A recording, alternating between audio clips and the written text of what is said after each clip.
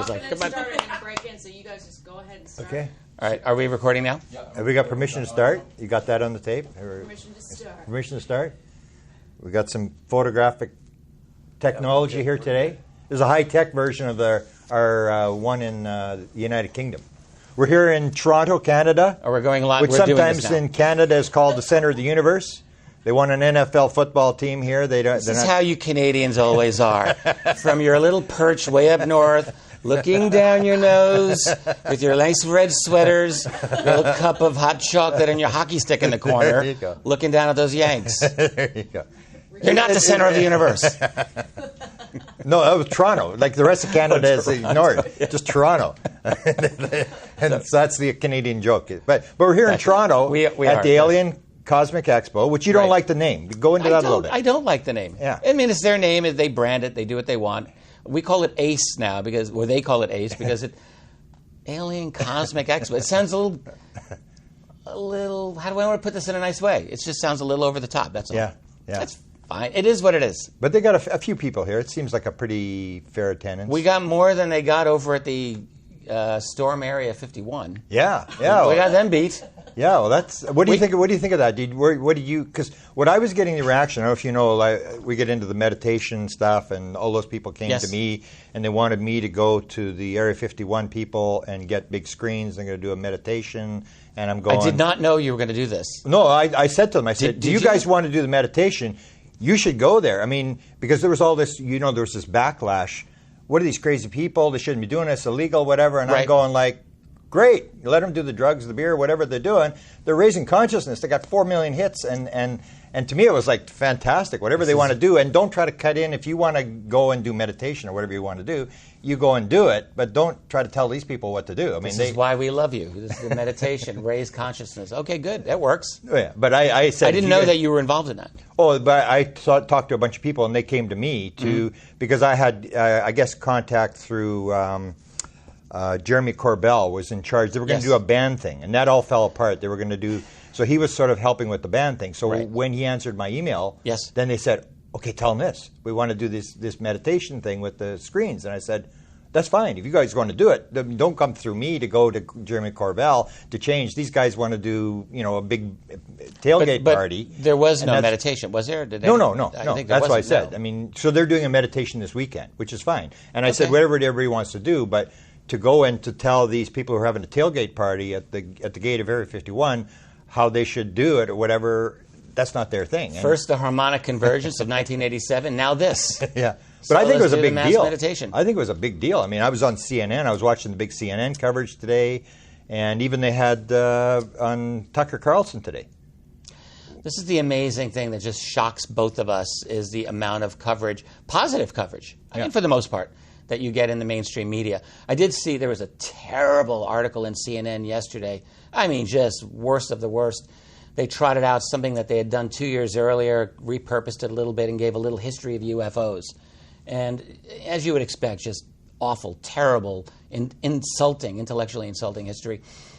Project Blue Book Yeah. and the 701 unidentifieds. And you just think, again, CNN. It's like CNN has become Pravda was in the old Soviet Union. They are the official mouthpiece of the establishment, and nothing good comes out of them. And it's just all this boiled down, like all the information gets boiled out, like vegetables that are just boiled for like 30 minutes too long, and then they throw that on your plate and you're supposed to eat that. That's CNN and information.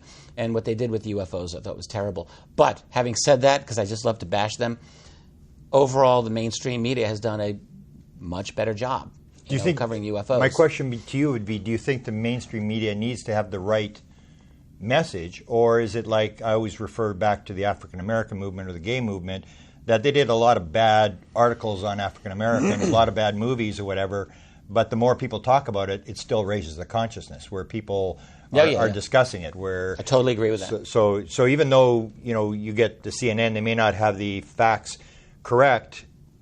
Only you and I would really know what the real details are. That most people really don't care about the but facts. in the CNN's case, I mean, they're just heavy on the snark again and again. They can't. It's like they can't help themselves.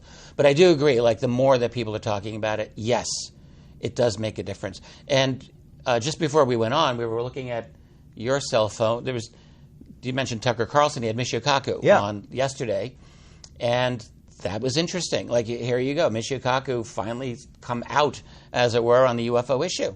And he's saying it's no longer up to believers to make their case. It's now up to governments to, talk about this and say why they're not interested or to talk about why they are interested. And I just think where we have come. So, consciousness is being raised on this issue, without a doubt. Yeah. Even with Michio, I mean, he really doesn't know the details. He's not a researcher or whatever.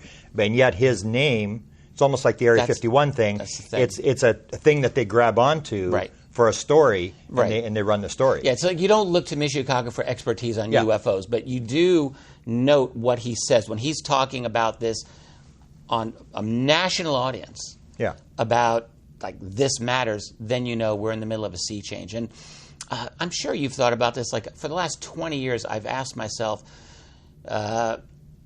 you've really got to have the culture to change before the politics changes on almost anything. Yeah. And, you mentioned in terms of race, in terms of sexuality, all of that, you have to have cultural changes. And now I've wondered, how long will it take before there's a cultural change in consciousness with the UFO phenomenon? And years ago, I thought, is it ever going to happen? It almost seemed like an impossibility. And I don't know that it's an impossibility anymore. I think it's becoming more and more safe for people to talk about this in ordinary situations. Not across the board. Tracy and I know of someone who's got fired. He's an astronomer and got fired just recently for talking about UFOs. Wow. Can you believe it? So we're still in this kind of medieval mindset in many ways, but I do think there's a cultural shift that's happening. I mean, do you agree? Yeah, I think the New York Times is the big shift. That December 16th article. And it's sort of like the New York Times is talking about now it's for real. And what surprised me, and maybe get your reaction, when it happened, because I wrote the article called The 64 Reasons Why They Just Decided Not to Tell You the Truth. And you go back to Stephen Greer's version that the stock market's going to melt down and all this sort of stuff. And when it happened, nothing happened. Nobody jumped off a building. To me, it was kind of surprising where... Well, it was a soft kind of a disclosure. It wasn't an official statement. It was... But it still was. Everybody's going like, wow, it's for real type thing. Yes. And there was really no reaction at all. It was like just like sort of like... And I guess what happens, that's what I say with disclosure, is even if there's disclosure, if the government says it's for real, tomorrow, like Monday morning, people got to go to work. So it's like a high five. We have a big party. Everybody has a big party. And the next morning... I think everybody will just go back to doing what they're doing. It really won't change anything. My take on this, as of right now, so we've been in this now for almost 2 years, since late 2017. So I don't think that we're seeing a disclosure effort. I think what we're seeing are factions being played out behind the scenes. So I have believed for some time, and actually I'd like to know what you think about this, but I believe that, say, TTSA is not, like, they're not a government CIA control type of disclosure group. I don't believe that at all. What I do believe, though, is that they're a faction. I believe that they're a faction within the, with the intelligence group. We'll just say that in a larger sense. I mean, even though a lot of them are retired, they're still connected. I think they, basically, they're like Bigelow's Club. They're the Bigelow group, and they have their own interest at stake in this, and they are pushing this with what allies they can find. So they have allies at the New York Times. They have allies in mainstream media. They don't have everyone. They also have enemies. They have enemies in the Pentagon. They have enemies in the mainstream media as well. Like, I don't think that this is a completely top-down coordinated rollout of a disclosure message. I think that they are walking a path, and in a way it's a treacherous path, but they're doing it so far pretty well, actually. They're rebranding UFOs into this mysterious UAP. We don't know what they are. Maybe they're Chinese. Maybe they're Russian. Everyone knows they're not Russian. Everyone knows they're not Chinese. But they're using this convenient fiction for a very public relations reason. And it actually is logical. Even this rollout of the idea that they're a potential threat, people make a big deal out of that. I'm not really finding that all that objectionable. I wrote 2 big fat volumes of history, UFOs and the national security state. There's much more threat in those books than anything that they've talked about on TTSA. You have military encounters with these objects. It's been going on for generations. What's the big deal? If you're managing airspace over a base and these objects are hanging out loitering, that is a potential threat. Like, that just absolutely is. Even if they're not doing anything, you see it as a potential threat. I think that they use the phrase threat just to get people's attention, frankly. You've got a world out there that doesn't care. You got a mainstream media that doesn't care. Political group doesn't care. Academic, scientific community, they don't care about UFOs. So you have Elizondo every now and then saying, potential threat. It's like, pay attention, listen. And I think, so what I guess I'm saying is, overall, I look at the TTSA group as a faction or as a coherent group that is, for their own reasons, attempting to push a disclosure narrative. I don't know if it's a full disclosure narrative. I don't think it is. But it's, for their purposes, they're doing what they can, and they've got their allies and they've got their opponents along the way. So I think that's why, like, we're seeing some mainstream media that's jumping on board. They made it safe, and they're, from the New York Times pieces, now you got Tucker Carlson. But there's still, I think, going to be a lot of resistance. Okay, so I would see things pretty much the opposite of that. The Right. way I see what the threat thing, you go back to the Obama administration, DeLong wasn't around, it was Leslie Kean and John Podesta. We're pushing the thing, her big book came out, and what was she pushing? She was pushing, it was a threat to airliners, to commercial airline traffic. Right. And that didn't go anywhere. So what I see what they're doing, and we even heard this from Semivan, he said, when it came to the leaked documents, the Wilson document, the alien autopsy document, Melinda Leslie tells a story that she asked him, did you guys discuss it?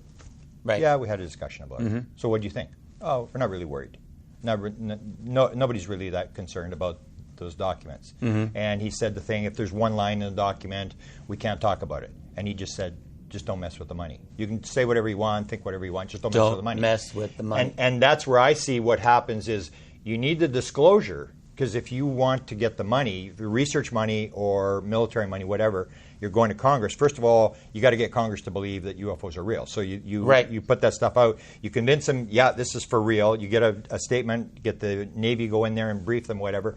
But then if it's not a threat, unless you can convince them that it's a threat, you're not going to get any money. They're just going to go, get out of here. We don't really care. Well, so far I agree with everything that you're saying here. Yeah. I don't have a problem with that. And so that's what I think they're doing. That's why the threat is coming in, is because you have to convince because if you convince them it's real and it's a threat, then they just say, well, how much money do you need? Well, that's a more explicit way of saying, and I like the way you're saying it. It's like a way to get Congress's attention.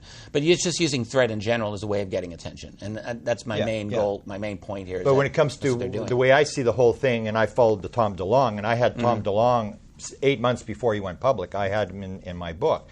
And the way he describes the stories happening is he gets the invite to Lockheed Skunk Works to introduce the president at this barbecue thing, and he goes and he makes his pitch. And his pitch was, you guys are messing it up. You don't know what you're doing. I've got this major Twitter following and, Instagram and all this sort of stuff. You aren't getting the message to the young people. You need to do it. That was his pitch when he went to Lockheed. And there was the head scientist and there was this other guy, and then Weiss came in at the very end. And then he's making the pitch, and that's when they asked him about his conspiracy website. He had that conspiracy like a portal. website. Wasn't it like a conspiracy portal? And he was putting out all these bizarre headlines about this and that. And they said, what about this crazy website you had? And he's trying to explain it. And that's when Weiss walks in the room, and they're talking to him. And then the guy says, he gives the pitch. And he Robert says, Weiss, who was head of Skunk Works. And they say, this might actually work. This is Tom DeLonge's version. He said, this might actually work. And that's when they say, we'll give you a call. And then this one gets the call to go to the two intelligence guys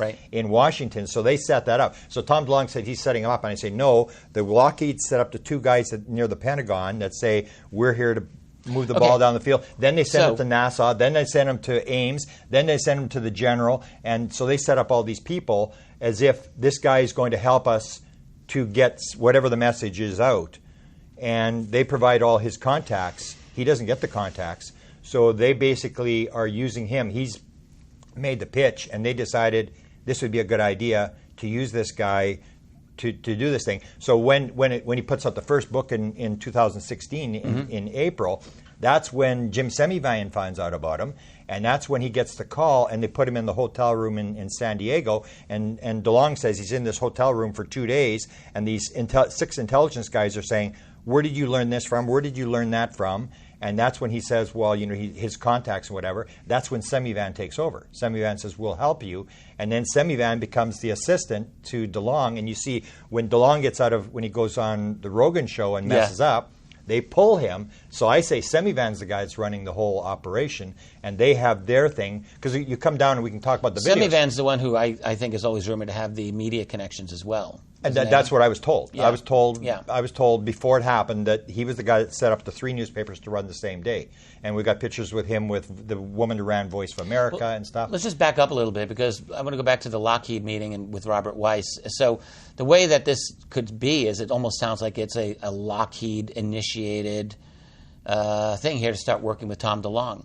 Yeah, Do you think so? It helped their cause. They had some sort of thing where they realized they were trying to get some sort of message. So where does Bigelow fit into this then? Because Bigelow, you could say, is a competitor. I mean, they would be a very small competitor to Lockheed. But when I look at the TTSA people, I'm basically seeing a group that's very close to Bigelow in many ways. But it's all the same. It's always been the same people. Like I was talking in '89 when I first wrote the book about the Avery. And I was given the names by this Habib Azadil guy out of England, gave me the names of the Avery, and that's still the names that people use, is the names he gave me. Right. So these guys have always been around. It's just in the last couple of years where everybody suddenly got religious about the fact they know who Putoff is, and Eric Davis and Green and stuff. But these guys have been around. So they were even before they were connected with Bigelow, I realized. But since the 90s, they've all been very close to Bigelow in many ways. I mean, But they've been close to anybody that's got money. So the way I see it is, so they went to John Alexander's group in the 1980s. Then they were in the Firmage group, because Firmage, we've got interviews with both Putoff and Green. Alexander didn't have any funding. He was just within the Pentagon trying to find, according to what he says. Yeah, but he has 20 top secret SCI people in the room who have clearances, who have to get approval to do this kind of stuff. And it was top secret restricted, because I've got the original notes from Oak Shannon, which with the cover page, which shows Oak Shannon appears in the Wilson document. And see, I always knew he was around. That's when I saw the Wilson document. I only read the first page. All I needed to see was Oak Shannon's name, because I knew he was close friends with Eric Davis, because Eric Davis gave me the Oak Shannon notes. This is a really important point for anyone watching this. The fact that Oak Shannon, people arguing about the Wilson document, is it legit, is it not? First of all, of course it's legit. Secondly, several of the people very, very deeply involved in that have said off the record, of course it's obviously true. They've all known it's true. No one is brave enough to go on the record, but they've told me, and have they told you? I've heard from other people that they have told me directly, several of them. I know. I mean, it's almost comical how. Yeah. But anyway, so aside from all of that, the evidence within the documents makes it obvious. Like you and I would know the names. So when you see the documents, because when James first showed me the document, I looked at the names, and most people in the field wouldn't know those names. But when I saw the names, I go, where do you get this from? Because it's not an ordinary document. Like, I've followed these guys for years, and all these names are on this obscure names. Exactly. Especially Oak Shannon, because nobody knew who Oak Shannon. Now he's a big name, but nobody knew who he was. Right. So when I saw Oak Shannon's name, I immediately knew this is the real deal. And I said, where did you get this from? And because I was just shocked that his name was on there, and Eric Davis's notes. So that whole thing has rolled out. But it's sort of faded away. I told James that this is probably going to fade. That's the problem with ufology, is that it's like 24/7 news, or like one Trump scandal after another in the White House, where you go from one and then you forget about this one and you go on to the next one. And I remember when the documents started to fade, and then Trump goes to Korea, Korea, and he walks across the thing, and the big headline, all the UFO people are talking about, oh, there was a UFO scene when he went across the demilitarized zone, and it turned out to be birds. And I'm going, we've already gone back to the next story. It was just bizarre how it's... I agree. I mean, the whole Wilson story has receded, but it's never going to go away. There's no way. In my view, and I think you agree... Oh, absolutely. Researchers who know better know that's the real deal, and it's going to be part of the received knowledge moving forward. Yeah, and it helps us in terms of understanding that this is real material, and it's not just on the surface material. Right. It's the inside material where it gives you a sort of a blueprint to follow.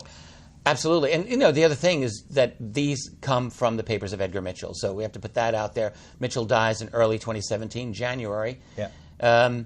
It took a year and a half almost 2 years for them to reach you, for that one document to reach you. One of the criticisms that I heard, which I think was a very shallow criticism, frankly, was the question, well, why did it take so long? You know, you have these researchers, they've got this document, you're going to tell me that they're going to wait over a year to get the document out? And the answer is absolutely yes. People are terrified of these documents.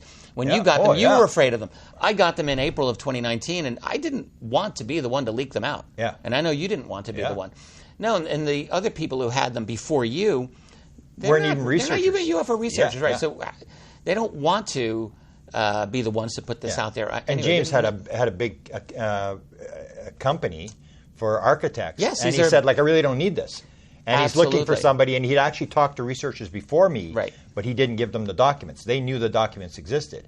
Right. And so he he had this sort of inspiration. And the story was, I didn't even want to see the documents because Desta and I were heading to Tucson, and I said, James, I haven't got time. I got to be in Tucson. We had to be there for dinner. I said, I got to go. And then he said, I got this, and I'm into the download thing. He said, I got this idea. I woke up in the middle of the night to give you the documents. I go, really? You're all about downloads and importing. You don't want to hear about these documents anymore. Like, you're done with the So then I documents. said, okay, what do you got? Right. And then it unraveled. Right. And the thing is, whether he does, but he's got more. You know, I mean, I've given you some of the insights. There's more. And I tried to convince him, let's do But how another much more? Do you know how much more? I don't know. I mean, I have know a some of general the idea. details. He's got some pretty dramatic stuff. The stuff he was offered to the other researcher before me was 2 other documents he's got. And then he said, I think we really got enough. But it's his game. So I said, okay, whatever, you know. Right. Or there was a letter that had nothing to do with UFOs. It was Edgar Mitchell writing a letter of condolences to a very famous person, the widow. Right, and I said, right. let me drop that, because people were still going on this thing like it's not Edgar Mitchell, it was all fake. Exactly, that, counterintelligence, all this sort of stuff. And I'm saying, we could drop this document. There's no way people are going to say, this is a... Here's another one. And it's another and it's got nothing to do with UFOs. Correct. But he said, I don't think so. It's too personal. So I held it back. I've got the document, but I held it back. Right. So it was an interesting scenario. I want to ask you about the videos in terms of this thing about, is this controlled? What's your interpretation of the video? Because the videos always to me you're talking was about the Navy's videos. How did they get the videos out? Because Semivan was asked, he said, of course it's green lighted from the Pentagon. So who's pulling the videos out? Because if you resign from the Pentagon in disgust or whatever the story was, they don't give you the videos when you walk away. Somebody has to, even if it's unclassified, there has to be an approval paper pad to get the videos the thing is, out. I don't think there's not a public explanation of how those videos were released. So that's the one thing. One thing that has to be said is that the first of them, the so-called Tic Tac UFO video, did briefly make it in 2007 to above top secret. Exactly. So that was out there, and there was a long discussion about it. I believe Isaac Coy, one of the researchers there at the time, put out an explanation, an argument that these were created by German film students. And this was, and I mean, I'm not criticizing that explanation, but I don't think that's the true explanation. No. But it was out in 2007 for a little while, and then I don't know how it was pulled, but it ended up not being there after a while. So it got out. Yeah. Years go by. The Tic Tac case was written about on Fighter Sweep by a friend of David Fravor named Paco Chirio. I don't know how many years before the TTSA, but a couple of years before, I think. So the question, the video had been out already, and the official thing is that they were not classified; they were unclassified. But nonetheless, for the public to have those videos, they had to be cleared by some kind of process. I don't know exactly the details, but somehow they had to be cleared. And the Navy has claimed that these were not cleared. That leads to speculation that there's some kind of deep CIA machination or something else going on. I would just as soon assume that whether it's Semivan or someone else within that team had friends within the Pentagon and got it done. But I don't know how they got it done. I don't know how these were cleared, but they seem to have been cleared legally. I don't think there's any, other than the Navy's claim it was done without being cleared, but even the Navy didn't say that it was illegal.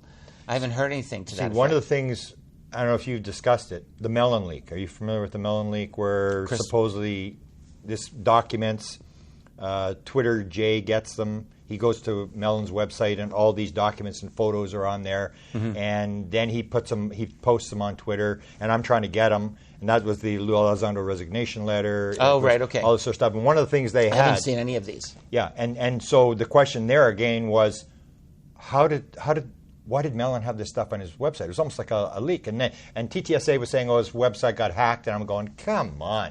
It was like almost intentional. And the problem was when they gave them to me, I said, there's going to be problems with every document. And when they sent me the Lou Elizondo thing, I went, hasn't got a date on it. I mean, how do you resign without a date on it? But one of the things that they did have was they had a photograph of 4 DVDs and a package. I guess it's a carrier package for these DVDs.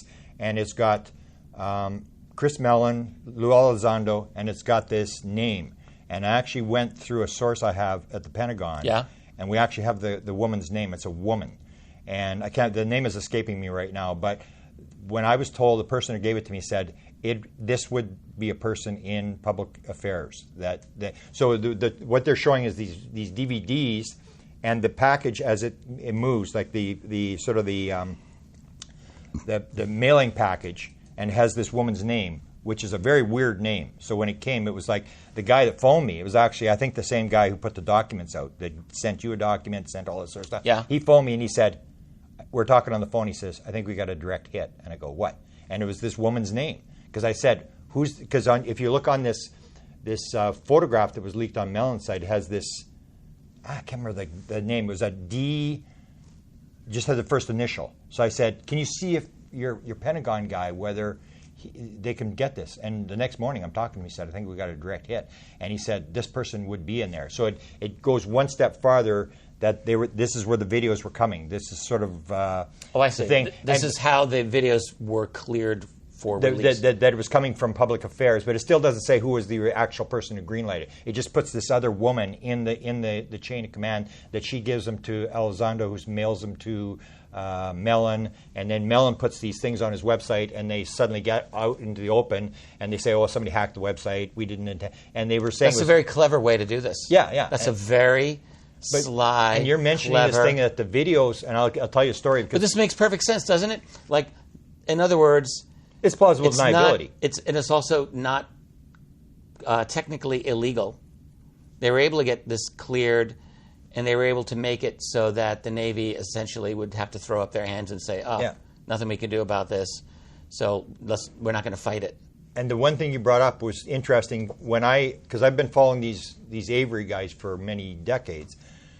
When it came out, I knew, as soon as I saw Eric Davis's thing and the thing about the alien autopsy, that I immediately knew that this was Edgar Mitchell sitting on the board of NIDS. Yeah. And that all these guys were in NIDS. They were all in the Bigelow thing. Yes, Bigelow absolutely. was paying them lots of money, yes. and Kit Green was running the board at one time. He was the chair, of the board, And so I knew this. So when I saw that, I remember immediately, because people say, well, why would they do this? Why would Bigelow? And I knew because they had come to me in the early, when just after. People are wondering why Bigelow would preside over that? Why he'd be doing this kind of stuff. But they came to me about the Holloman Air Force Base film. So they did a lot of stuff. So they did the alien autopsy, they did Skinwalker Ranch, so they're looking at all these things. So Bigelow's got the money, almost like Rockefeller. Yeah, exactly. And he brings in these guys, and if you're paying them $1,000, $2,000, $3,000 a day, they got to produce something. So you bring the top guys, all these Avery guys who have been rumored to be around, they come in. So they came to me about the Holloman Air Force Base film, because I'd worked with Bob Emenegger on the whole film. And so, if you're just tuning in and you don't know what we're talking about, you're going to have to go back and get a heck of an education on this, because Grant's just racing ahead. Yeah, no, but it's fascinating. So stuff. It's just another subject that we're doing. It was the Holloman Air Force Base right. film, which is rumored to be a film where the aliens land and there's 4 cameras filming it. 1964, Well, 71. There's the 64 and the 71, correct. Yeah. Doty uses 64. So you put these 2 different dates out, the same thing, to cause confusion. Well, I think there was a 64 landing, personally. Yeah, but Emenegger told me it was 70. He had all these details. 6 o'clock in the morning, 4 cameras. He had all the stuff. He knew exactly which hangars there was. He gave a lot of details. So I sort of used, it doesn't really matter what the date was. Yeah. But anyway, so they came to me, and I think it does. And anyway. Hal contacted me, and Eric contacted me what did you talk about? And they wanted to know all the details I knew because they were interested in your take on the Holloman Air Force landing. NIDS was working on the Holloman Air, and they were trying to contact presidents. They were trying to contact, just because it was always rumored to be a part of the briefing for the President of the United States. So they were checking that. They were checking. So they came to me. You worked on the Holloman. What did you find out? And this sort of stuff. And Senator Christopher Dodd had filed an FOIA. Hell was tracking that back. And they actually had Paul Shartle, who was the security manager, who actually, with Bob Emenegger and Sandler, was the guy who said to them, we'd like you to do this documentary. And he's the guy that went on UFO Cover-Up Live in 1988 and said, I saw the film, and this is what was on the film. Everybody else claimed they didn't see the film. But he went, and they were actually bringing him to Las Vegas to interview him. Yes. NIDS was doing it. And he had a rollover car accident like 2 weeks before this event. Paul Shartle? Paul Shartle. And so I knew they were working on this. So I knew, and the other thing I knew was they indicated, I can't remember who it was, indicated to me that the Holloman Air Force Base film was not classified. And I've started to look at it, and I think that maybe all the films are not classified. It's this idea that if you move it into private industry, or if you don't classify it, because if you classify it, then you got a 25-year rule that you have to declassify it. You got to go through all that. Yeah, you can keep things way better hidden sometimes if they're not classified, because there's this massive. Because to find them, you'd have to know exactly where to look. Yeah. So when TTSA said they weren't classified, I'm thinking back.